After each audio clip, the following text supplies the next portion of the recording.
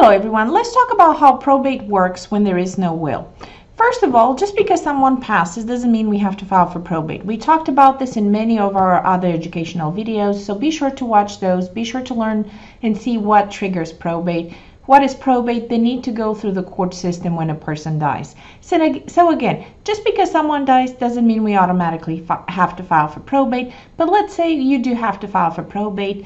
Let's say you went to sell the house and the realtor told you, yes, this house is in a deceased person's name, you have to file for probate. Or maybe you went to the bank or to a life insurance company to collect an account and they say, yes, there's no beneficiary or there is a problem and you have to file for probate. So we have established now, let's say you have to file for probate. What happens then? Where do you go? What happens when there is no will? Because if there is a will, it still has to be probated, but at least the will designates who the personal representative or executor, it depends how it's worded, is, who's the person in charge, who has the authority to start this probate process.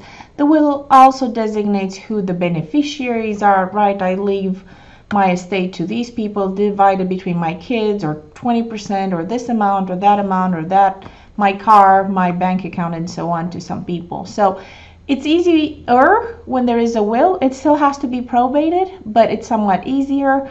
But let's talk about when there is no will. So you looked everywhere for a will. You know for sure that mom, dad, the person who passed has no will. And you know you have to file for probate. The first stop should be to an attorney. In Oklahoma, you don't need to have an attorney to file for probate. The process is pretty complex though. There are deadlines, publications, notices. Ideally, you hire an attorney and they can walk you through the probate process. But when there is no will in Oklahoma, the law dictates who gets what. It's called intestate succession, and there is a statute in the Oklahoma statute book that says if a person dies and there is no will, this is how his or her estate gets divided. And it's like a little formula almost that asks, for example, was the person married or non-married? Did the person have kids? Are the kids the same kids as their spouse's kids? Is this property acquired during marriage? If the person is married, is this inherited? Was this all kinds of questions? And then it spits out a distribution. Sometimes it's not as easy as one would think, especially if we have a blended family situation, if a spouse is still living in the house. So ideally, you at least have a will if you don't go on to have a trust or something else to avoid probate. Because when there is no will, the law dictates who gets what, and it may not be what you want to happen. It can turn out to be a big mess. Sometimes it's easy, it's just mom and there's just one child or two children and they split and that's easy, but sometimes it can get very complicated.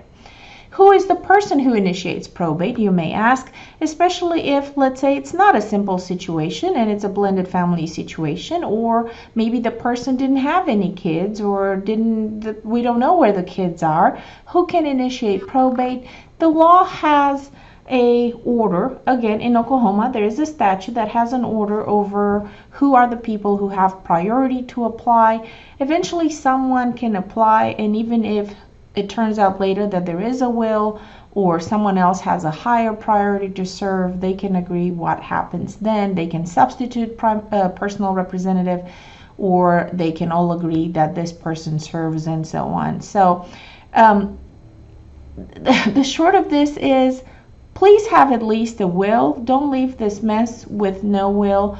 Or even better, get a trust or a transfer on death deed, or make sure you have beneficiaries. I talk about this in almost every video that I have.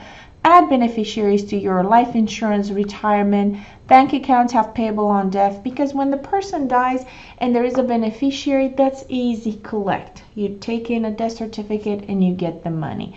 Real property, you have to have something in place if you're trying to avoid probate. But I hope this video answered your questions. Be sure to subscribe to our YouTube channel there and watch our other educational videos.